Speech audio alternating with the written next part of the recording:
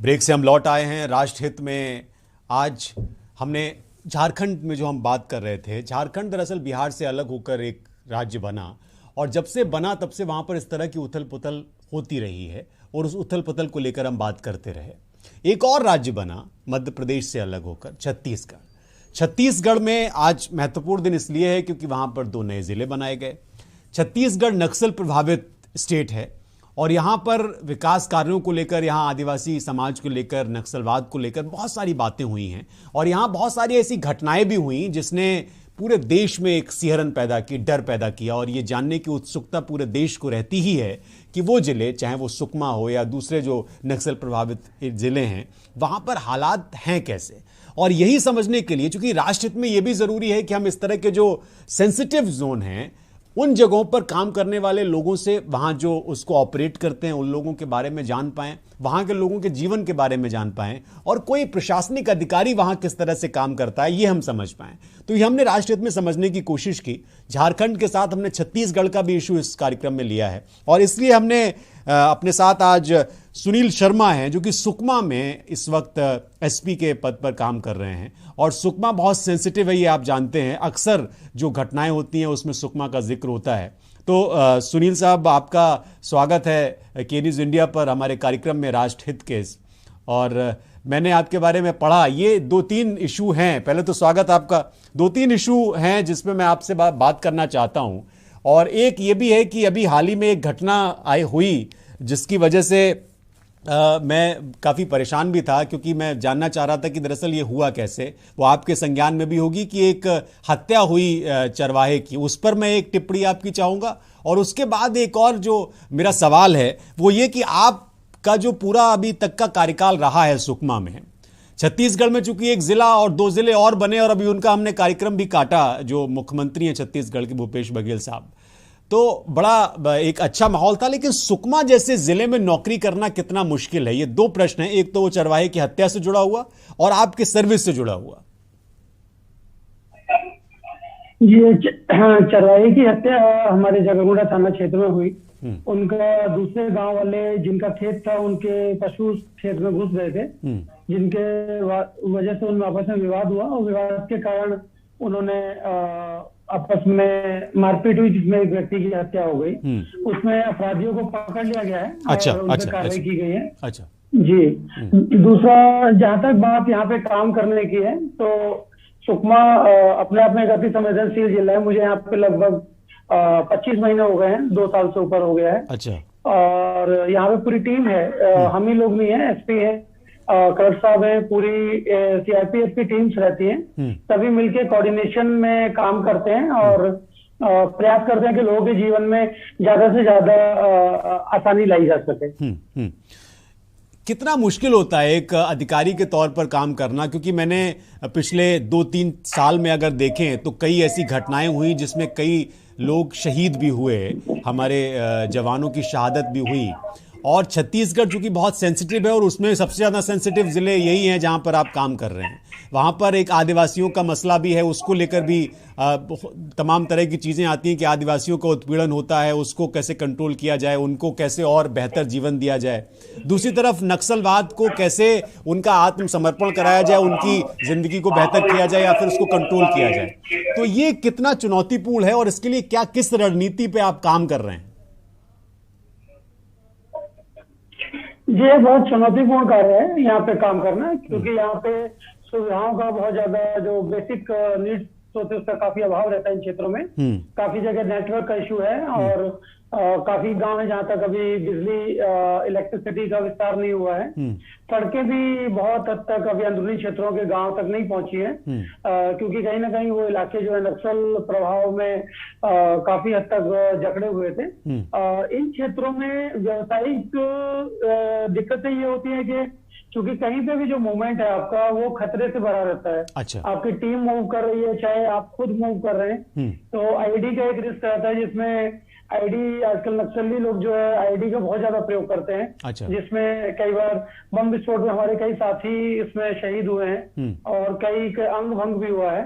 इसके अलावा जो परिवार से दूर रहते हैं जो सभी जवान हैं और अधिकारी हैं, क्योंकि यहाँ पे शिक्षा के उतने अच्छे वो मार्ग नहीं रहते, उतने अच्छे स्कूल्स नहीं है। तो आपके परिवार अधिकतर लोगों के बाहर हैं और आप एक विषम परिस्थिति में रहते हैं, तो हमारा ये टारगेट रहता है कि परिवार को वो विषम परिस्थितियों में ना डाला जाए। अच्छा। उनकी जान को खतरा ना बने, इसलिए हम अधिकतर परिवार हम लोगों के दूर रहते हैं हमसे। ये जवानों के साथ भी ऐसा ही है, हम लोग के साथ भी ऐसा ही है। तो ये एक मानसिक तौर पे काफी तनाव भरा रहता है, लेकिन क्योंकि देश सेवा करनी है और इस जिले के लोगों को कहीं ना कहीं नक्सलवाद के चंगुल से आजाद कराना, तो ये सब सैक्रिफाइस तो करना ही पड़ता है। तो इसी हिसाब से हम लोग इसी उद्देश्य से कि देश की सेवा कर रहे हैं, मातृभूमि की सेवा कर रहे हैं, उसी उद्देश्य से सभी सैक्रिफाइस करते हुए काम करते हैं। सुनील जी, ये एक तो नक्सलियों के आत्मसमर्पण से जुड़ी कई आंकड़े भी आए कि अभी हाल के दिनों में काफ़ी कंट्रोल किया गया है, और राजनाथ सिंह जी ने भी इसको लेकर एक बयान दिया था और कहा था कि हम पूरा प्रयास कर रहे हैं कि वहाँ पर नक्सल मुक्त वो इलाका किया जाए। और छत्तीसगढ़ सरकार के लेवल पर भी बहुत सारी चीज़ें बताई जा रही हैं, लेकिन चूंकि आप वहाँ पर रूट में काम कर रहे हैं, वहाँ से ऐसी भी खबरें आती हैं जिसमें ये कहा जाता है कि भाई आदिवासियों को उनके साथ दुर्व्यवहार किया जाता है। लेकिन ऐसी भी खबरें आती हैं कि कुछ ऐसे लोग भी हैं, जिसमें आपका भी नाम है, जिन लोगों ने वहाँ पर उनकी बेहतरी के लिए सड़कों का जाल बिछाना हो, शिक्षा की व्यवस्था को दुरुस्त करना हो, या फिर दूसरे जो ऐसे काम जो एक बुनियादी परिवर्तन ला सकें उनके जीवन में, वो हुए हैं। लेकिन इनको करने में, इनको इम्प्लीमेंट करने में, और केंद्र और राज्य, चूंकि दोनों जगह की सरकारें अलग अलग हैं, इनके काम में तारतम्यता लाने में एक आईपीएस होने के नाते और ऐसे सेंसिटिव जिले में होने के नाते आप किस तरह से सिस्टम में काम कर रहे हैं, और क्या कोई आप नंबर दे सकते हैं? क्योंकि मेरे पास कुछ नंबर्स हैं जिस पे मैं बात करना चाहूँगा कि जिन लोगों को आपने आत्मसमर्पण कराया और आप वो बेहतर जीवन जी रहे हैं, स्कूल से जुड़े हुए, बिजली से जुड़े हुए। जी, लास्ट ईयर हम लोगों ने विश्व आदिवासी दिवस के दिन में को जो का मतलब एक आयोजित किया, वो चालू कैंपेन स्टार्ट किया था। इस कैंपेन के अंतर्गत हम लोगों ने आदिवासी युवाओं को रोजगार संबंधी प्रशिक्षण दिया था। अच्छा, इसमें अभी 300 युवा बस्तर सेक्टर में हमारे जिले से भर्ती हुए हैं। उसके अलावा हम लोगों ने यहाँ पे सड़कों के जाल को अंदर से अंदर फैलाने में प्रशासन को भरपूर सहयोग दिया, जिसका परिणाम ये आज हमारे सामने है कि कुल 80 गाँव यहाँ पे 346 में से ऐसे थे जन तक अभी तक सड़क नहीं पहुंच पाया था। अच्छा। तो उनमें से 40 गाँव, आधे 50% गाँव को हम लोग सड़क पहुंचा पाए हैं एक साल के अंदर। इस साल में हमारा टारगेट ये है कि वो बाकी बच्चे गाँव में भी सड़कें पहुंचाएं। इसके अलावा सर, यहाँ पे कुल 186 गाँव ऐसे थे जहाँ पे विद्युत की व्यवस्था नहीं थी, इलेक्ट्रिसिटी नहीं थी। इस साल वो आंकड़ा घट के 151 आ गया है विद्युत गाँव का। 36 गाँव में बिजली चली गई है। हमारा टारगेट यह है कि इस साल के एंड तक कम से कम 50 गाँव में और बिजली पहुंचाए। इसके लिए शासन जो है, छत्तीसगढ़ शासन और केंद्र सरकार सहयोग यहाँ प्राप्त हो रहा है। अच्छा। केंद्र सरकार छत्तीसगढ़ शासन को सपोर्ट कर रही है। छत्तीसगढ़ शासन जो है पूरी ताकत के साथ हम लोगों के पीछे खड़ा है, और इसमें हम लोग इलेक्ट्रिसिटी के वर्क को बहुत आगे पहुंचा रहे हैं। इसके अलावा यदि आप नेशनल हाईवे या स्टेट हाईवे की बात करेंगे तो उनमें भी हम लोग लगभग 100 किलोमीटर का विस्तार इन क्षेत्रों में, जो अंदरूनी नक्सल प्रभावित क्षेत्र है, वहाँ पे किए हैं। अच्छा। जिससे कि मेन रोड जो है, कंक्रीट की रोड जो अगर बन रही है, जिससे जनता का जुड़ाव मुख्यालय से हो रहा है और नक्सलवाद से उनकी दूरी घट रही है। इसके अलावा सर, हम लोगों ने लास्ट ईयर यहाँ पे 4 कैंप ओपन किए, और पिछले साल 4 कैंप, कुल 8 अच्छा। कैंप ओपन है, जिससे कुल 250 वर्ग किलोमीटर का जो बड़ा क्षेत्र था, जो नक्सलियों के द्वारा उसको आजाद इलाका घोषित किया गया, लिबरेटेड जोन करके उसको पुकारते थे। अच्छा। आज उसमें 250 स्क्वायर किलोमीटर की कमी उन क्षेत्रों में हम 2 साल में लाने में कामयाब हुए हैं। इसके साथ ही जिला प्रशासन के सहयोग से हम लोग मेडिकल कैंप्स वगैरह लगा रहे हैं। अभी तक 1 साल के अंदर हमने 100 मेडिकल कैंप्स लगाए हैं, जिसमें लगभग 10 से 15 हजार लोग जो है स्वास्थ्य सुविधाओं का अंदर के इलाकों में फायदा उठा पाए हैं। इसमें सीआरपीएफ का बहुत ही अच्छा योगदान हमें प्राप्त हो रहा है। अच्छा। उनके जो सरकारी डॉक्टर्स हैं, उनके सरकारी अस्पताल हैं, जो उनके फील्ड हॉस्पिटल्स होते हैं, जिसमें जवानों के साथ साथ वहाँ की जनता, आसपास की जनता जो आती है, उनका भी इलाज चल रहा है जी। अच्छा, देखिए सुनील जी, ये तो है कि भाई एक आईपीएस अधिकारी होने के नाते ये आपकी अभी सर्विस भी बहुत पुरानी नहीं है, तो एक चुनौती तो रहती ही है कि भाई आप इतने सेंसिटिव इलाके में काम कर रहे हैं, और ये भी चुनौती रहती है कि यहाँ से आपको और ज़्यादा बेहतर करके निकलना है, चैलेंज को स्वीकार करना है। लेकिन मैंने ये भी देखा है कि इसको क्या सज़ा के तौर पर भी अधिकारी देखते हैं कि भाई सुकमा जैसा जिला मिल गया, आप कैसे हैंडल करेंगे इसको। खतरा भी होता है, मैंने देखा है उन परिवारों में कि जब ये घटना होती है और ये अचानक से होता है, ऐसा लगता है कि बहुत शांति है, तूफान से आने से पहले की शांति। अभी जैसे आपसे मैं बड़ा बात कर रहा हूँ, आप बता रहे हैं कि अच्छा है, लेकिन अचानक से घटना आती है कि फलानी जगह पे आईईडी ब्लास्ट हुआ और इतने लोगों की शहादत हो गई, और ये वाकई में दिल दहला देने वाला है। मैं यहाँ पर बैठा हूँ और मैं यहाँ से आपसे बात कर रहा हूँ, मुझे पता है कि आप जहाँ हैं वो बहुत सेंसिटिव जोन है। यहाँ का आदमी या देश के बाकी हिस्सों में रहने वाला आदमी उस जगह की जो वहाँ का माहौल है उसको किस तरह से समझ सकता है कि अचानक से आप जा रहे हैं, आपका काफिला जा रहा है और अचानक से धमाका होता है, आप उसको कैसे हैंडल कर रहे हैं और वहां के आम लोगों में कैसे एक सकारात्मक ऊर्जा का आप संचार कर पा रहे हैं? ये मेरे 2-3 प्रश्न हैं एक ही प्रश्न में गुंथे हुए। जी बिल्कुल, आप ठीक कह रहे हैं। जब यहाँ ट्रांसफर्स होते हैं, पोस्टिंग्स होती है, तो कहीं ना कहीं हमसे ज्यादा हमारे परिवारों के मन में तो डर रहता है। अच्छा। क्योंकि सुकमा से जुड़ी चीजें वो लोग भी अखबार में, टीवी में और विभिन्न माध्यम में सुनते रहते हैं, तो इसमें कोई दोहराव नहीं है, इसमें छुपाने वाली कोई बात नहीं है कि परिवार जो है, खासकर माता पिता और जो अन्य परिवार जैसे बीवी बच्चे हैं, वो लोग इसको लेके काफी डरते तो है, नो डाउट। लेकिन जब एक बार वो लोग साथ में आ जाते हैं और हमारी कार्यशैली देख लेते हैं, और यहाँ पे मेरे माता पिता खुद आके, मैं उन्हें बुलाया कि भाई आप देख के जाइए। अच्छा। क्योंकि वो मुझे फिर दिन में 5-10 बार फोन कर रहे थे डर की वजह से कि तुम ठीक तो उनको मैं स्पेशली बुलाया अपने मम्मी पापा को। अच्छा। वो दिल्ली से आए मेरे पास, मेरे साथ रहे यहाँ पे 6-7 दिन मेरे घर पे रहने के बाद फिर उनको समझ आ गया कि भाई उतना रिस्क नहीं है यदि ठीक से मैनेज किया जाए, और जो मूवमेंट है, जो स्टैंडर्ड ऑपरेटिंग प्रोसीजर्स हैं हमारे फोर्स के, उनको यदि ठीक से फॉलो किया जाए तो घटना की संभावनाएं कम हो जाती हैं। और फिर जहां तक सर घटना की बात है, मृत्यु का सवाल है, तो वो तो बड़े महानगरों में रोड एक्सीडेंट्स में और विभिन्न प्रकार की घटनाओं में कभी भी आ सकती है। यहाँ पे ये है कि बिल्कुल ठीक है, क्योंकि आईडी का रिस्क तो है, आईडी से बहुत सारी क्या आप थोड़ा सा सरल तरीके से एक्सप्लेन कर सकते हैं क्या कि आईडी ब्लास्ट को लेके जो ये जिसका नक्सलवादी बहुत ढंग से इस्तेमाल करते हैं, थोड़ा सा अगर आप संक्षेप में बता पाएं कि कैसे इसका इस्तेमाल किया जाता है, आम आदमी इसको किस तरह से समझे? सर ये लोग क्या करते हैं कि जैसे जो ऐसी सड़कें होती है, जो कच्ची सड़कें होती हैं, या ऐसी सड़कें जो ब्लैक टॉप की काला ये कोल तार की सड़कें होती हैं, अच्छा। इनके नीचे ये साइड से गड्ढा खोद लेते हैं, अंदर सुरंग टाइप का छोटा, और उसके अंदर ये क्रूड बॉम्ब जैसे पतीले में या किसी बड़े बर्तन में उसको डेटोनेटर और उसके साथ जो विस्फोटक सामग्री है उसको लगा के और उसमें वायर जोड़ के नीचे उसको रोड के नीचे छुपा देते हैं। अच्छा। और पेड़ पे मार्क कर देते हैं, कुछ कपड़ा वगैरह टांग देते हैं, जो टारगेट जोन जो पेड़ होता है बीच में, एक लेफ्ट में और एक राइट में, और तार को नीचे जमीन में दबा के, मिट्टी के अंदर दबा के बहुत दूर कहीं पहाड़ वगैरह पे या पेड़ पे दूर बैठ जाते हैं, और वो वहीं से ऑब्जर्व करते रहते हैं कि कोई भी पुलिस बल का वाहन वहां से जैसे गुजरे या पुलिस बल वहां से गुजरे, तो जैसे ही वो 2 पेड़ के बीच में जो उन्होंने कुछ आइडेंटिफिकेशन के लिए कपड़ा वगैरह लगा रखा होता है, जैसे ही वो आते हैं तो वहां से वो बैटरी में तार जोड़ देते हैं, इलेक्ट्रिसिटी वहां से प्रोवाइड कर देते हैं। तो इलेक्ट्रिसिटी जैसी जुड़ती है तो विस्फोट होता है, और जो भी वाहन या हमारे बल उस आईडी की चपेट में होते हैं, वो लोग वो वजन पे भी डिपेंड करता है, 5 किलो की आईडी, 10 किलो की आईडी, 20 किलो, 30 किलो, जैसा उनका टारगेट उस हिसाब से वो लोग बड़ी से बड़ी आईडी लगाते हैं।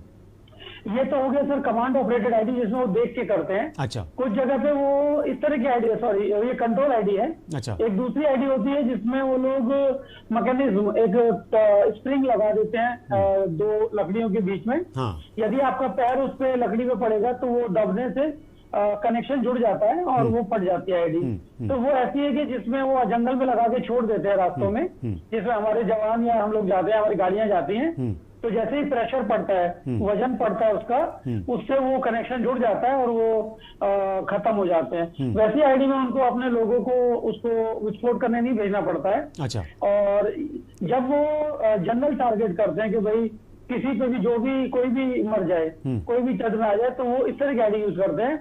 और जब उनका टारगेट स्पेसिफिक होता है, हाई वैल्यू टारगेट होता है, जैसे कोई बड़ा पुलिस अधिकारी है या बड़ा कोई नेता है, उस वक्त वो एक अपना व्यक्ति बिठाते हैं। अच्छा। ताकि जो चिन्हित टारगेट है, हाँ। उसको अटैक किया जाए। ये अंतर है, ये जो जिसमें वो अपना बंदा बिठाते हैं और तार जोड़ते हैं, वो उस तरह की आईडी है जहाँ पे उनका टारगेट उन्होंने फिक्स कर रखा है कि भाई हमको फला व्यक्ति को या फला अधिकारी को या फला नेता को ही नुकसान पहुंचाना है। और ऐसी आईडी जिनमें वो किसी को भी नुकसान पहुंच जाए, जिसमें कई बार गांव वाले भी उसकी चपेट में आ जाते हैं। जी सुनील जी, एक ये तो प्रश्न होता ही है कि भाई सुकमा के मैं पिछले जो एसपी रहे हैं उनके बारे में भी मैं पढ़ रहा था और मैंने पता भी किया, तो सबके लिए अपने अपने लेवल पर चुनौती रही और कुछ लोगों को सम्मानित भी किया गया। मुझे पता चला कि आपने भी चूंकि बहुत सकारात्मक काम किया है तो कुछ अवार्ड्स आपको भी मिले हैं उस क्षेत्र में काम करने के लिए। अगर आप बताना चाहें कि क्योंकि हर आदमी ये जानना चाहता है, जब जो वो लड़का भी जानना चाहता है जो इस तरह की सर्विस में आना चाहता है, आईएएस पीसीएस करना चाहता है, कि किस तरह की नौकरियां। ऐसा नहीं है कि आपको हमेशा अच्छे ज़िले मिलेंगे, कुछ ऐसे भी ज़िले होंगे जो सेंसिटिव जोन होंगे, तो वहाँ पर आपको क्या किस तरह से सम्मानित किया गया। और जो मौजूदा सरकार है भूपेश बघेल की, इस सरकार ने सुकमा जैसे सेंसिटिव ज़िले को हैंडल करने के लिए क्या वो तरीके अपनाए जो पहले नहीं अपनाए गए। क्योंकि आज के दिनों में मैं देख रहा हूं कि ये खबरें आ रही हैं कि बहुत सारे जो नक्सलवादी हैं उन्होंने आत्मसमर्पण किया। अब इसमें ये कहा जाता है कि भाई केंद्र सरकार भी वहां पर चूंकि अभियान चला रही है और राज्य सरकार भी अभियान चला रही है, तो ये आत्मसमर्पण ज़्यादा हुए हैं, इसमें किस तरह से काम किया गया। और अगर आप बताना चाहें कि जो आत्मसमर्पण हुए उसके बाद क्या वहाँ के जो आदिवासी लोग हैं या जो आम जन है उसमें एक ये समझ आया है उनको कि नहीं, अब जो है आने वाले समय में, आने वाले एक दशक के बाद हम फिर उसी तरह से रह पाएंगे जैसे छत्तीसगढ़ के बाकी जिले हैं।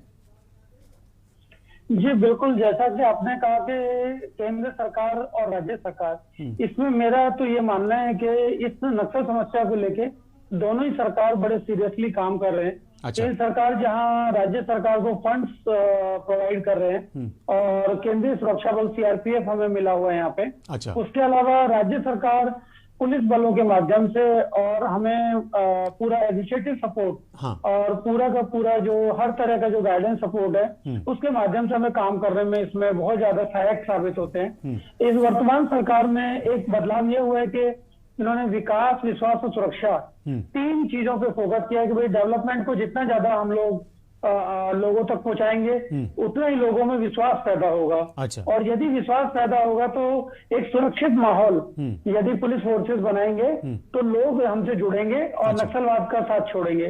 तो ये जो डेवलपमेंट जा रहा है अंदर अंदर तक इस सरकार के अंतर्गत, उसमें लोगों को एक भरोसा पैदा हुआ है कि अब नक्सलवाद के दिन जो है ज्यादा लंबे नहीं है। It's all matter of perception.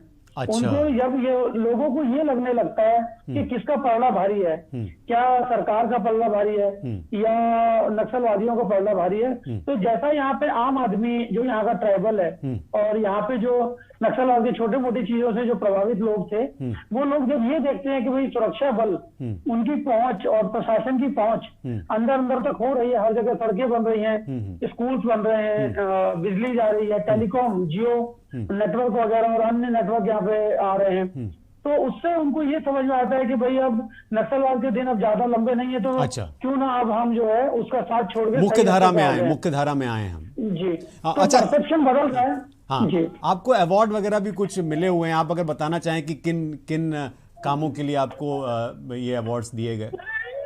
जी, वैसे तो काम खुद ही उसका अवार्ड है कि तारीफ आप करते हैं, मीडिया के माध्यम से तारीफ हो रही है, घर परिवार में लोग बहुत उसको पसंद करते हैं, सरकार उसको पसंद करती है। लेकिन अवार्ड बात करेंगे तो डीजी सीआरपीएफ सर के द्वारा मुझे 2 डीजी डिस्क प्रदान हुआ है। अच्छा। एक एनकाउंटर हुआ था बड़े नक्सल कमांडर का, उसमें उनके द्वारा डीजी डिस्क दिया गया। इसके अलावा हम लोग जो अंदर कैंप्स लगाए उसमें उन्होंने मुझे सम्मानित किया है डीजीपी सीआरपीएफ के द्वारा।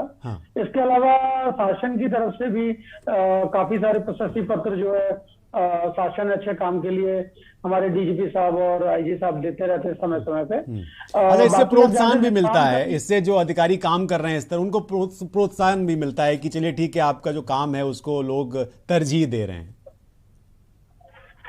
अच्छा लगता है सर, अच्छा लगता है क्योंकि एक सेल्फ सेटिस्फेक्शन तो बड़ी चीज है, सबसे बड़ी चीज सेल्फ सेटिस्फेक्शन है। लेकिन यदि कोई दूसरा भी आपके काम को अच्छा बताए तो उसमें थोड़ा ज्यादा अच्छा लगता है। मैं सुनील जी, आपसे बात हो रही है तो मेरे दिल की बड़ी तमन्ना थी कि मैं इस तरह के इलाकों में एक बतौर पत्रकार एक रिपोर्ट करना चाह रहा था, और अब भी मैं चाहता हूँ, कोशिश करूंगा कि मैं कर पाऊँ।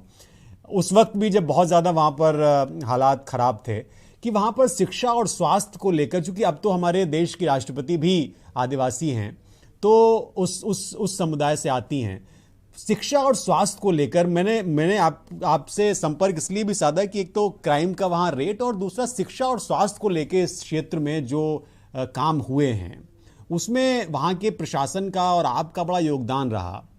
क्राइम की घटनाएं हुई फिर भी, क्योंकि कई आदिवासियों से मेरी बात हुई इनफॉर्मल, तो उन्होंने ये कहा कि भाई उत्पीड़न भी बहुत हुआ है उनका और इस वजह से भी बहुत से लोग गए। ये भी बड़ा एक सवाल उठता है।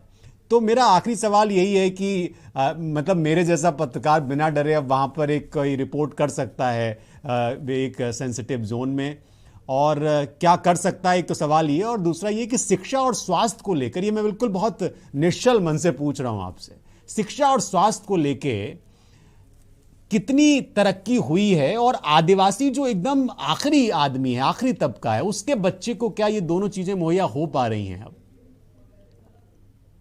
टू बी वेरी फ्रैंक, यहाँ पे काम तो हुआ है, लेकिन यदि हम देश के बड़े महानगरों से और बड़े शहरों से कंपेयर करेंगे तो नक्सलवाद की वजह से यहाँ पे जिस तरीके से, जिस तेजी से काम होना चाहिए था वो नहीं हो पाया है। अच्छा। नक्सलियों ने काफी स्कूलों को, पीछे सलवा जुड़ूम के टाइम पे काफी स्कूलों को तोड़ा, उसकी वजह से वहाँ पे शिक्षा का अभाव तो पैदा हुआ, लेकिन अभी वर्तमान में सरकार जो है उस गैप को भरने का कोशिश कर रही है, बहुत तेजी से उस गैप को भर भी रही है। अच्छा। लेकिन यदि हम कंपैरिजन देखेंगे तो अन्य क्षेत्रों के मुकाबले, अन्य राज्यों के मुकाबले, या इस इलाके को, सुकमा को जब कंपेयर अन्य जिलों के आंकड़ों में करेंगे आप, तो कहीं ना कहीं शिक्षा की जो दर है, साक्षरता दर है, वो अभी कम है। लेकिन मेरे को पूरी उम्मीद है कि जिस हिसाब से सरकार काम कर रही है और नक्सलवाद जैसे जैसे हटता जा रहा है यहाँ से, वैसे वैसे शिक्षा में फर्क आ रहा है। सेम स्थिति स्वास्थ्य की भी है। दरअसल बहुत सेंसिटिव जोन होने की वजह से एक जो प्रैक्टिकल प्रॉब्लम यहाँ पे रहती है वो ये रहती है कि डॉक्टर्स लोग यहाँ पे काम करने के लिए आना नहीं चाहते। दरअसल अच्छा। डॉक्टरी की पढ़ाई अपने आप में एक बहुत महंगी पढ़ाई है। बिल्कुल। दूसरा, बहुत ज्यादा समय लगता है। उसके बाद इतना सब कुछ पढ़ने के बाद अधिकतर जो डॉक्टर्स हैं, हमारे डॉक्टर भाई बहन जो है, वो प्रयास ये रहेगा कि वो लोग, हर कोई चाहता अपने जीवन में कि भाई मैं सुविधा संपन्न जगह पे रहूं, अच्छी जगह पे रहूं। इस कारण से यहाँ पे कई बार क्या होता है, स्पेशलाइज डॉक्टर्स और सामान्य डॉक्टर्स, उनकी कई बार कमियां देखी गई हैं यहाँ के क्षेत्रों में, सुकमा में खासकर। लेकिन धीरे धीरे, जैसे अभी पीछे सरकार ने एक पॉलिसी चेंज लाया था कि अभी रूरल इंटर्नशिप सभी डॉक्टर्स को करनी पड़ेगी, उसका बेनिफिट यहाँ मिल रहा है कि उस इंटर्नशिप के चलते डॉक्टर्स इन क्षेत्रों को मिल रहे हैं। और मुझे पूरी उम्मीद है कि जैसे सरकार काम कर रही है और नक्सलवाद जैसे से घट रहा है, वैसे वैसे यहाँ पे शिक्षा और स्वास्थ्य दोनों में माहौल बेहतर हो रहा है, माहौल बेहतर हो रहा है। और आखिरी में बहुत संक्षेप में कि हमारे जैसे जर्नलिस्ट अब बिना डरे आ सकते हैं क्या आपके इलाके में रिपोर्टिंग करने के लिए? मालिक है, आपको कौन रोक पाएगा, आप कहीं जा सकते हैं। नहीं, आपका सहयोग चाहिए। हाँ जी। बीबीसी के पत्रकारों को देखता हूँ वीडियो वगैरह, तो लीबिया, सीरिया और खतरनाक बहुत जोन से करते हैं, तो उनके कंपेयर देखेंगे तो सुकमा तो काफी हद तक अब सामान्य परिस्थितियों में आया हुआ है। तो क्षेत्र रह गया है अभी भी नक्सलियों के कब्जे में। अच्छा। उस पर हम काम कर रहे हैं और विदिन 2-3 ईयर हम उनको बिल्कुल एजुकेट कर देंगे। आप प्लीज आए, आपका स्वागत है। बिल्कुल, बहुत बहुत शुक्रिया सुनील जी आपका, हमें ये बहुत ज़रूरी जानकारी देने के लिए छत्तीसगढ़ और सुकमा के संदर्भ में, और हम इसीलिए कोशिश भी कर रहे थे और आपने एक कीमती समय दिया हमें। बहुत शुक्रिया आपका हमसे जुड़ने के लिए इस खास कार्यक्रम में राष्ट्रहित के, बहुत शुक्रिया। हमारे साथ सुनील शर्मा जुड़े हुए थे। ये सुकमा ज़िले में अभी इस वक्त कार्यरत हैं और इनके सामने बहुत चुनौतियां, आपने सुना भी होगा। ज़रूर इस तरह का एक माहौल बना है कि जो आदिवासी दूरस्थ इलाके हैं वहाँ पर एक पॉजिटिविटी का संचार हो रहा है। छत्तीसगढ़ में एक ज़िला भी, 2 ज़िले भी नए बने, तो इसलिए हमें लगा कि जो सबसे सेंसिटिव ज़िला है वहाँ के जो अधिकारी हैं उनसे बात की जानी चाहिए कि वहाँ पर किस तरह के हालात हैं। राष्ट्र देखने के लिए आपका बहुत धन्यवाद। कमेंट करके ज़रूर बताइए कि आप क्या चाहते हैं इस कार्यक्रम में देखना। बहुत धन्यवाद।